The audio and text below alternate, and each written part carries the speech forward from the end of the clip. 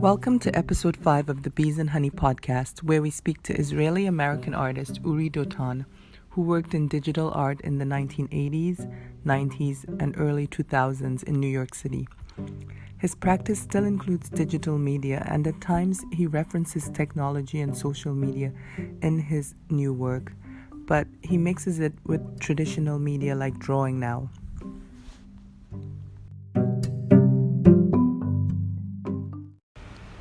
What I love about Anchor is that it's given me creative control of my own material. I was approached by a big company to do a podcast about the art world, and I didn't want to sign over all rights to them.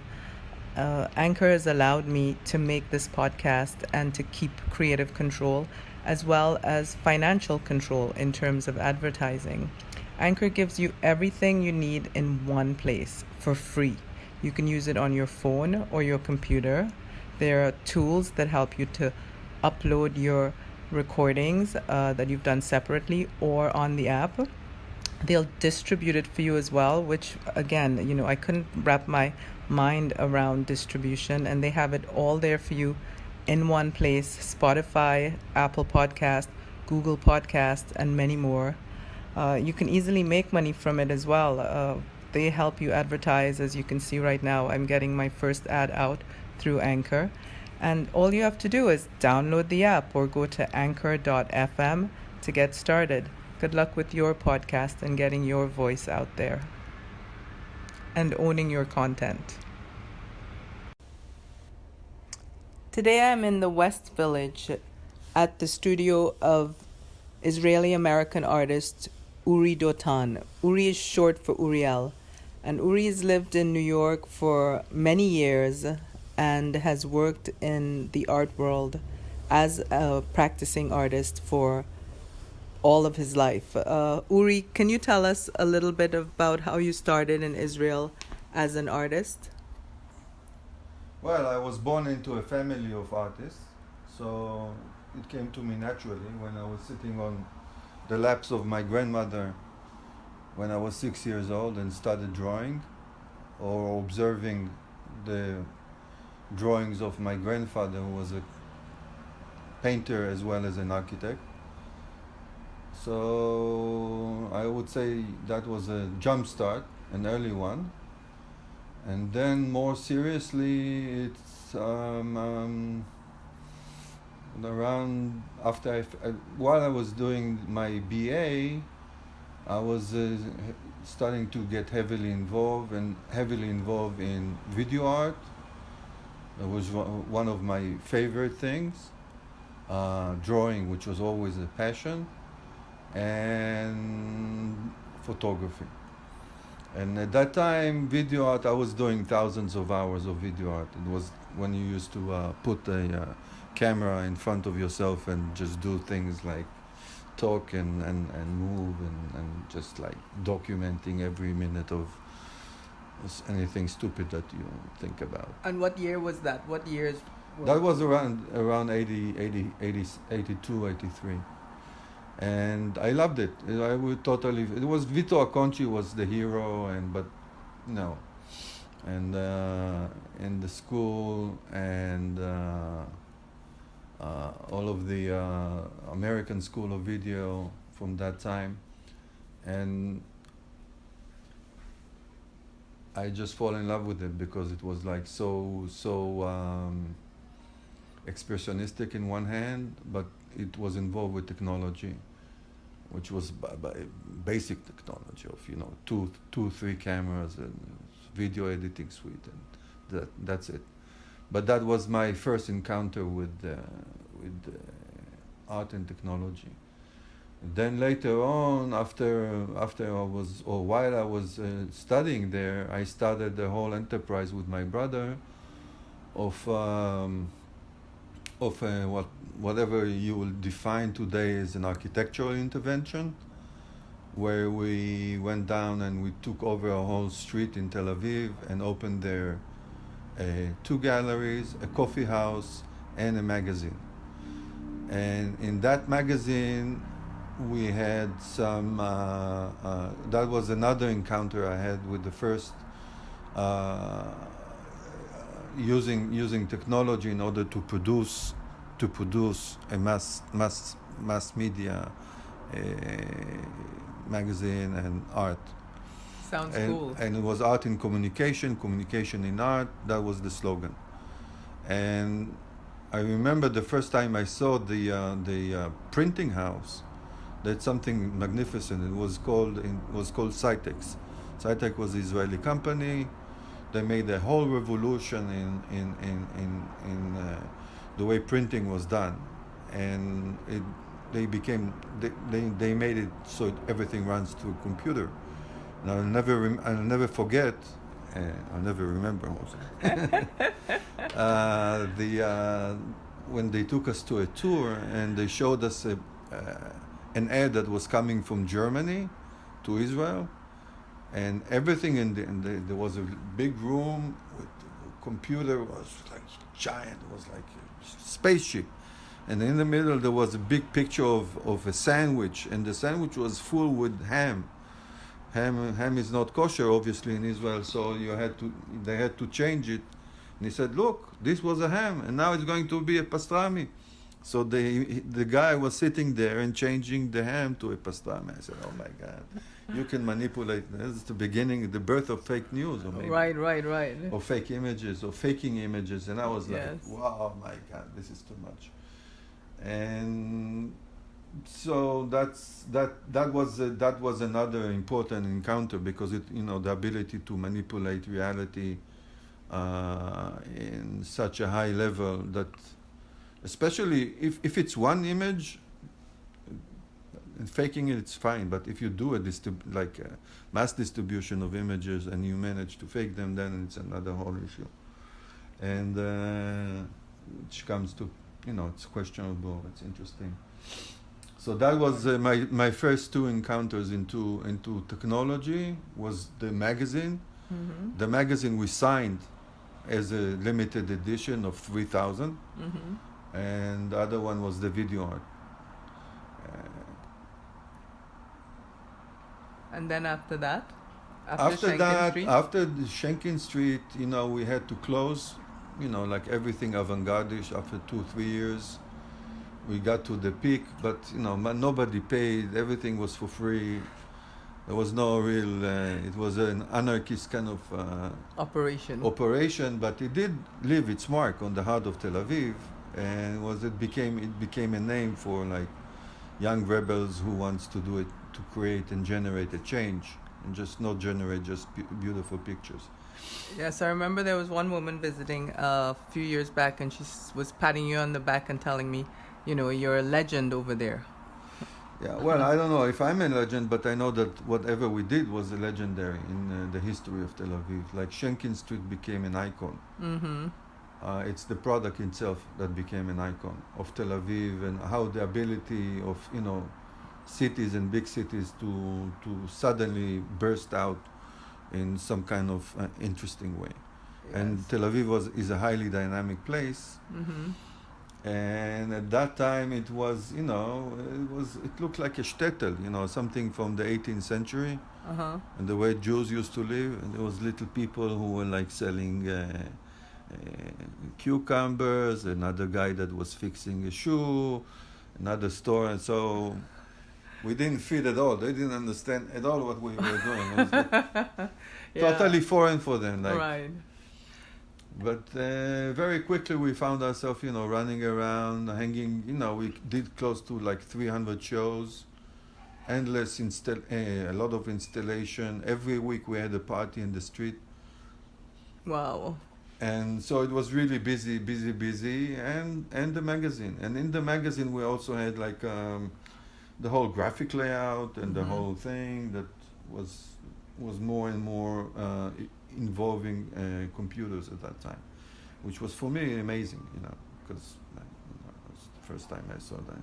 Right. And then that was the first show I ever did, was over there. I used to go to the corner. There was a Xerox machine. Mm-hmm. And I used to go there every day and pay like 10 cents and do a lot of Xerox. Like And Basquiat? Xerox, Uh-huh. and that was the first show I ever did, was with Xerox art. It was called Drooling on Paper, and it was very interesting and it was very successful because I used to do those kind of collages and then print and then Xerox them and then work on them and then bring them back. So it was, I fall in love with the machine. I mean, with the Xerox machine. And I used to come there every day. I became an addict. Right. Feeding it coins and taking out my paper. first addiction to technology. Yes. And then years later, I know you did this work called Crossing Tel Aviv, which I think is one of the most beautiful works ever. That's a lot, yeah. A lot of head. Well, then tell us what happened after. A lot of that I decided to venture to New York. Yeah. To this, to the Big Apple. Mm-hmm. And I said, well, what do I do? And I said, and someone showed me something interesting about 3D, and I didn't exactly know what was it. Mm-hmm. So I came here, I took few courses, and I said, this is too good to be true, what's happening here. And it's like this whole computer, it's a whole revolution that's happening. And I like change, and I like revolution, and I don't want to be a spearhead, I wanted to be in the spearhead of any change. And what year was this coming to New York? That was around 80s, very bad at years, so maybe you should... late 80s or early 90s? No, late 80s, yeah. Late 80s, and then we started, it was the second year of the master's program. And it was called Computer Art, and it's SVA. Mm-hmm. And it was a 2-year program. We had a place called the Lab. The teachers were people that basically were doing the movie Tron, the first 3D movie. Yeah. And they brought all the team over to teach over at SVA, to teach 3D. And I spent 2 years in that place, in the lab, day and night. And I did few beautiful pieces, which I'm very proud of. Mm-hmm. And I did some pieces that were just basic, equations. Mm-hmm. And I did some stuff that were involving more 3D. But everything slowly, I just stopped touching anything which was real. Everything became virtual. I don't know if it's totally virtual, but almost virtual. Mm-hmm. Because I wasn't immersed into the piece. I wasn't like creating in 3D. I was creating the 3D, which is a big difference. Today people are going into the 3D, but I was setting up a camera in a 3D space, or I was building something in 3D space, and then I would...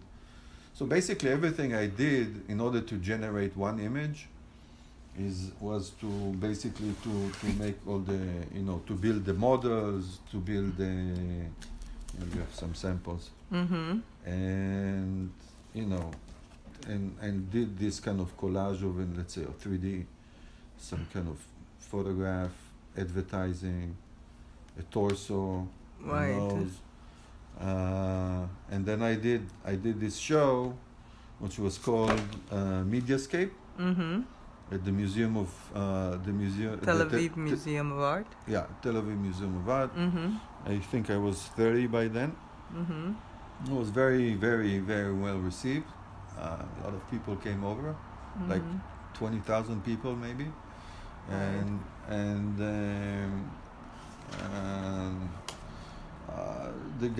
this guy whose name is Timothy Binkley wrote the article about it, and it was very interesting for me, the whole concept of building. But everything that was here that you see as a still was a result of motion. And like I would move my camera, and then I would generate a short film. And from that film, I said, I love this thing. This is great. This is wonderful. Right. And I would set up the machine to render it for a few days.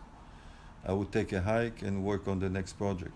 And that time, the machine was working basically for me, and I enjoyed it very much because like having 10 assistants, right. drawing your painting. Right. Yeah.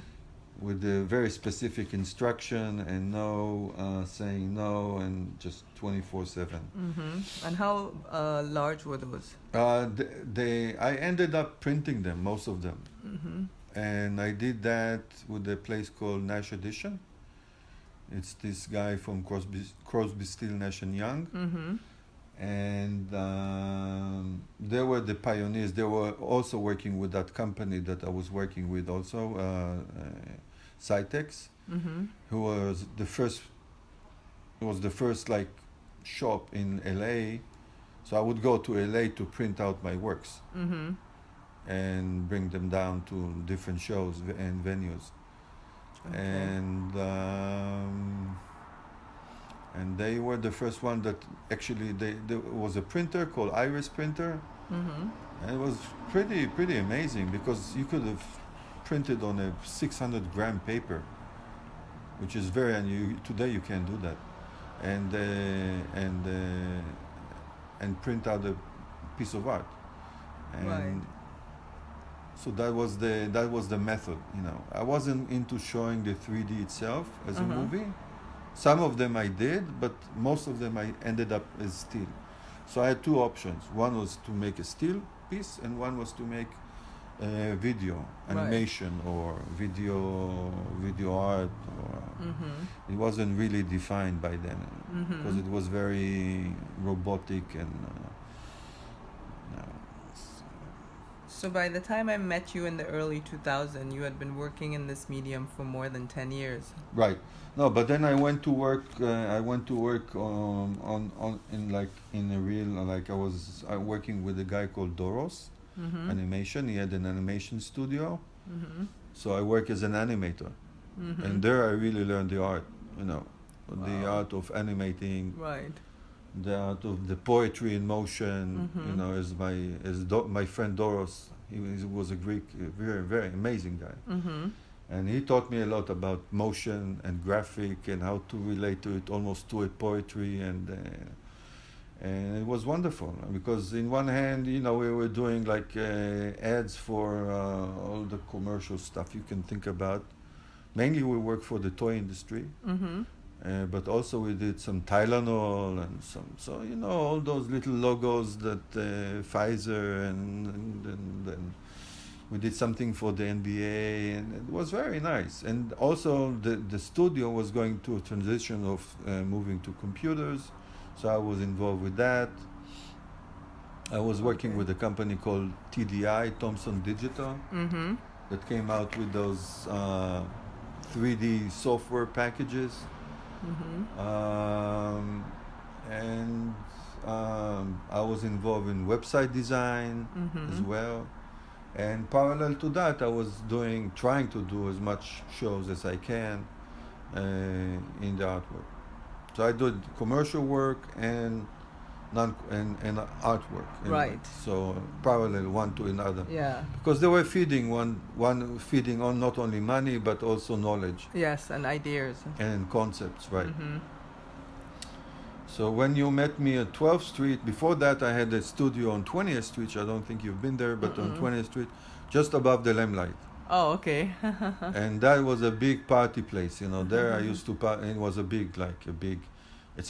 big studio for animation. Mhm. On one, there was two parts to the studio, two rooms. One was for creating commercial stuff, and one was the left brain. Mm-hmm. Right brain was to make artwork.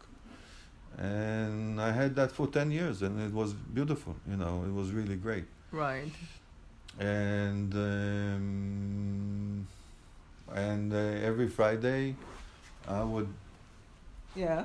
make a big party, invite everybody over, like I used to do in Shenkin, Mm-hmm. because I wanted to maintain the tradition of Right. having a lot of people over and Yeah. throwing a big parties, as you know. Yeah. When I met you, I think we continued that tradition in Yeah. throwing wild parties.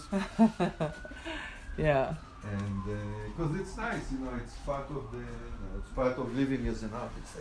I think so too. It's being social and being kind and inviting people and mingling, and Yeah. so And it's what New York City misses now, actually. Yeah, I don't think there are too many artists living in New York, and if they are, they're hiding in Instagram probably or something like that. Yeah, they're not finding out all these little happy places. I mean, maybe there's some in Brooklyn that I don't know about. Yeah, probably they moved to somewhere else. Yeah. Oh, I should have asked you about pausing the phone, but let's take a break and we'll come back. So after 20th Street, the studio above the Limelight, you moved further west to the West Village. Yeah, I moved to 12th Street, Little West 12. It was a house full with like maybe 25 artists, which was kind of the beginning of the end of the West Village, but it was still an artist community, and it was beautiful. Mm-hmm. It was Little West 12, and there I had my beautiful little studio, and saw the Hudson River, and I had few machines there, and I saw at that time I had my own printer. I used to print my own work on like this Epson, printer, and I had an installation. I had maybe 6 or 7 projectors that I would do art, projection pieces with them, and that was mainly dedicated to that time. Was mainly dedicated. I was there maybe for 3 or 4 years. It was mainly dedicated to doing art shows, and that time I was doing a lot of projections, a lot of video art, a lot of again mixed media, a lot of printing. What were you printing? Like printing canvas, printing paper, printing. I was printing both. Yeah, paper and canvas. Canvas sizes up from 60 by 40. Or sometimes I would do modular pieces, like I would break it into like that crossing series that you saw, that I was showing first at the Paul Rogers 9W. With him I had, that was in Chelsea, but with him I had two shows, and let's say for example this piece that you'll see here. This is one of those things over here. But this is from my previous and this. Yeah. So this whole set of crossing that I did as a 3D piece and as a 2D piece. But the 2D piece was more like little like looking at the crowd from the top, and I would integrate that, or the crowd of the city, the architecture of the city, the way people move. That ties in with the beginning of my career, which was really like intervention into the street. Here was an intervention, but from a long distance. I would have my cameras from long above and capture mainly the motion of the people in the street as a way to as a generator of color, and a generator of motion and patterns in the space. And that was the crossing series. Yeah, and some of the crossing series I took and I made into a 3D set that was shown there in the Chelsea Museum, and in many shows around the globe. It was a very successful piece. Yeah. One of the most successful 3-dimensional pieces I ever made. And what were they showing in the exhibition at that time? I remember you had something in Vienna, Austria. What series was that? That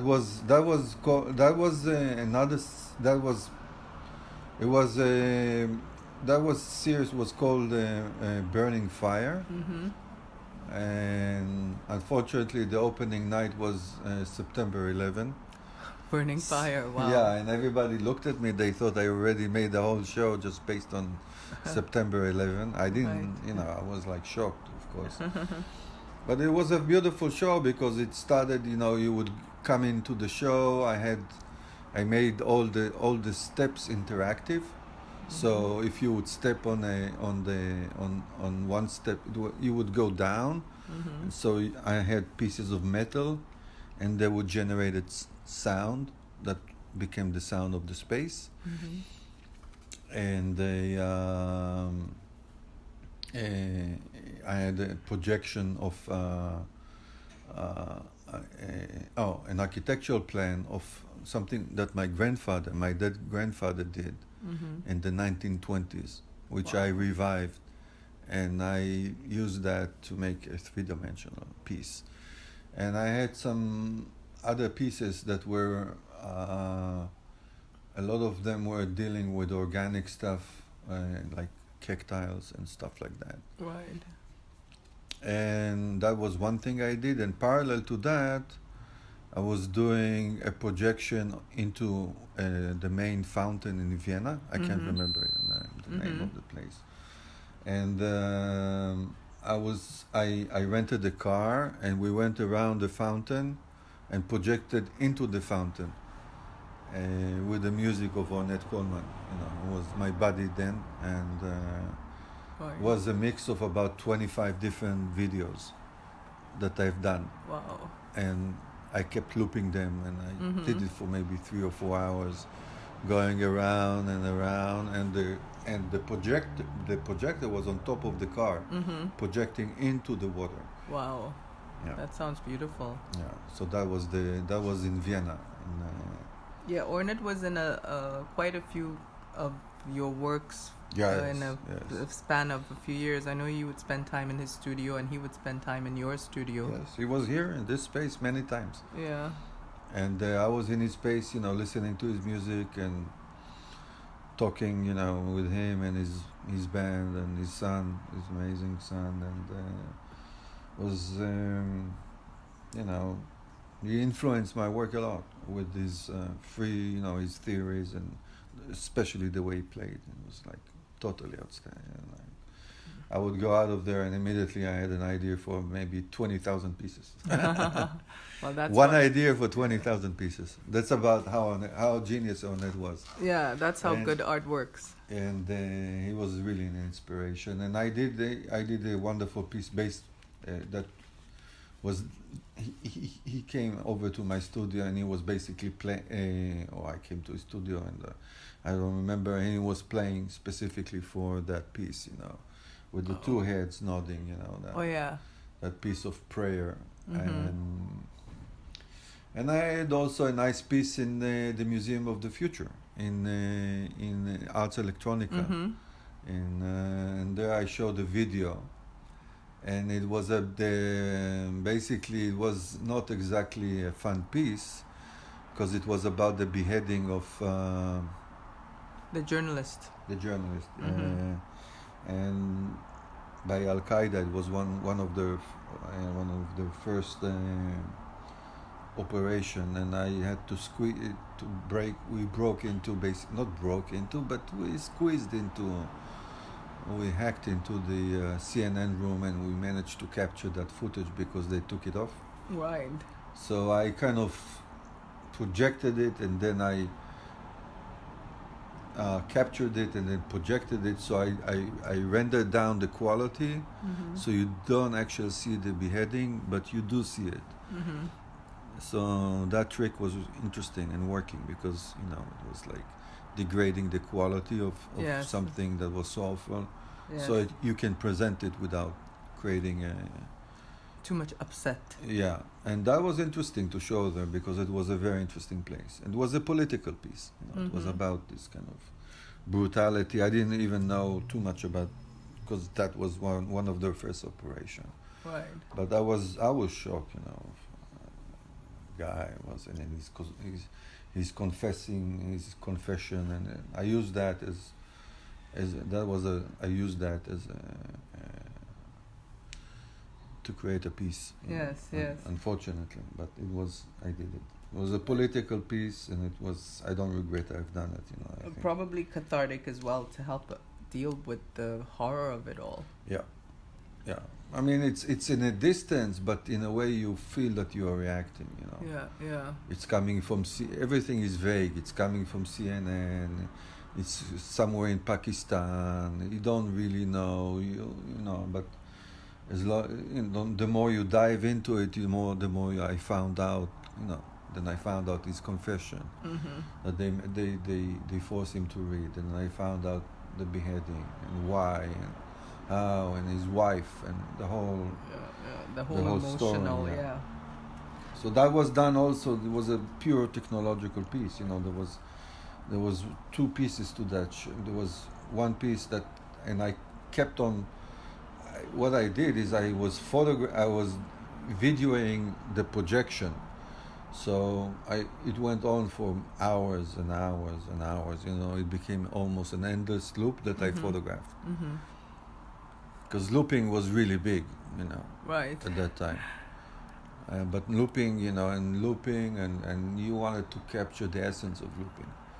That was what I was trying to do. Because it's life and death, and this guy is being kept killing, Yeah, every time he was on that loop, yeah.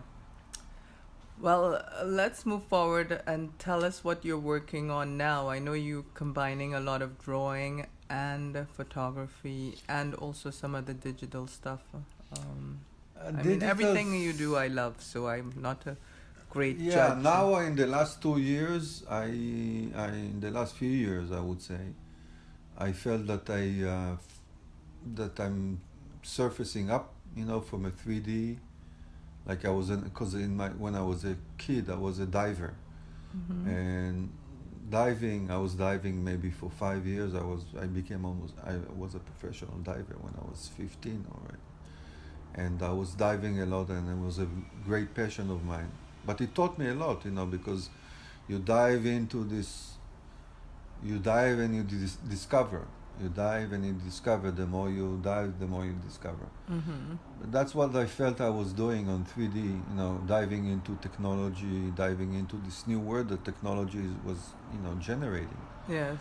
And I felt that kind of running out of oxygen, and that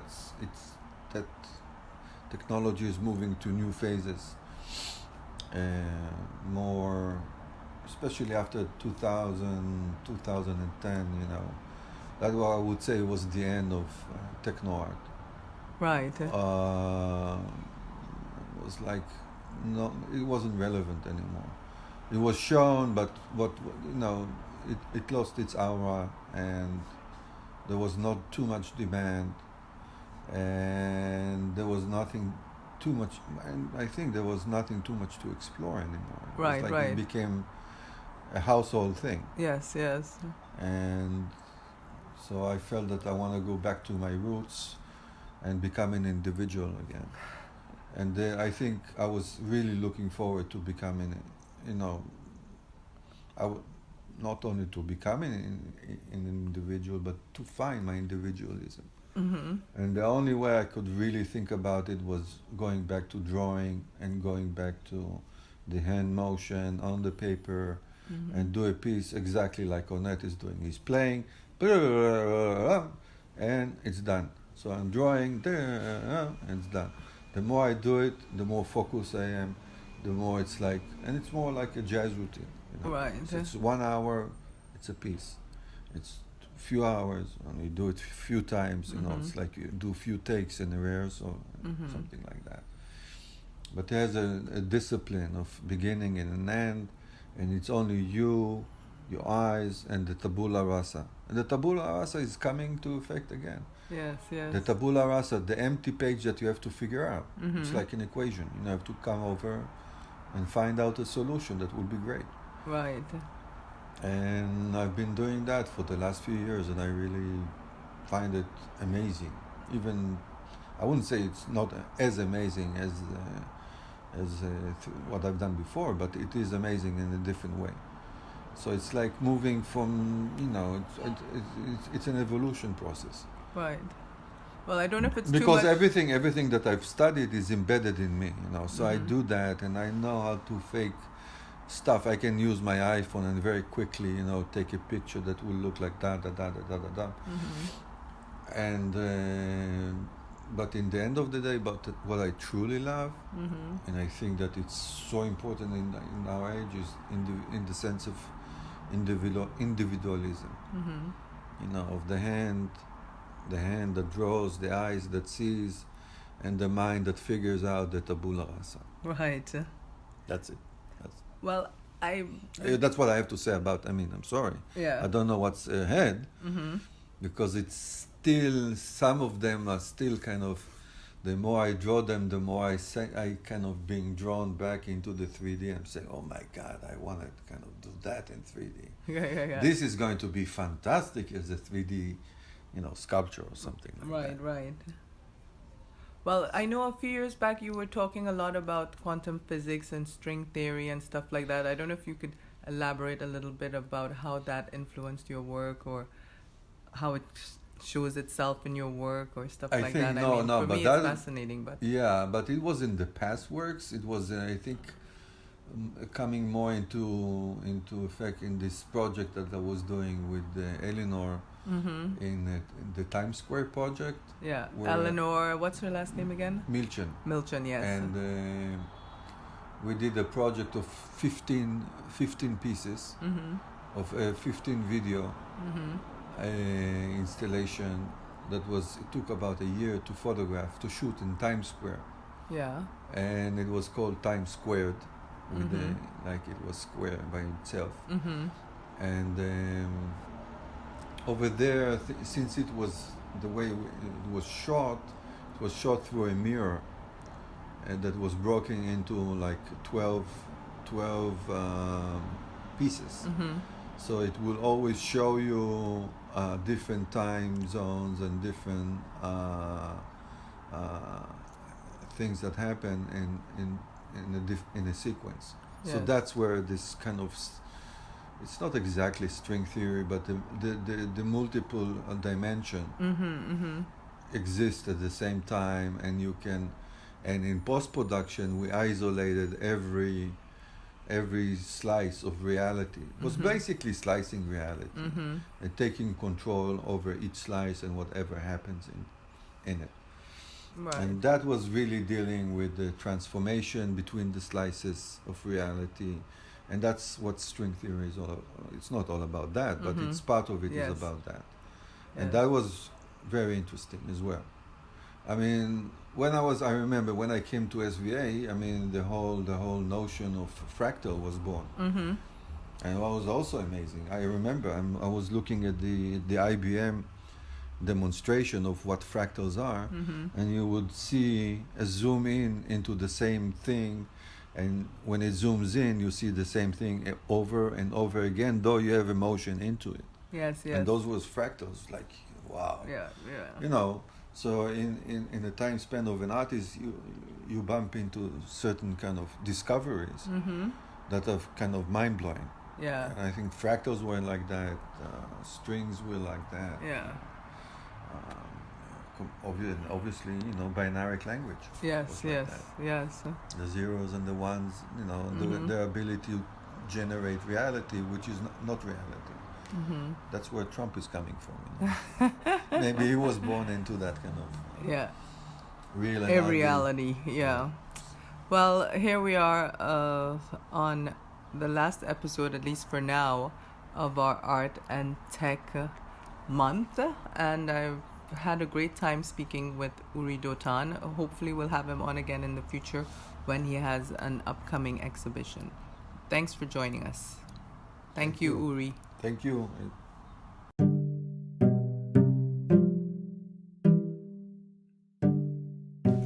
Thank you for joining us for episode 5 of the Bees and Honey podcast.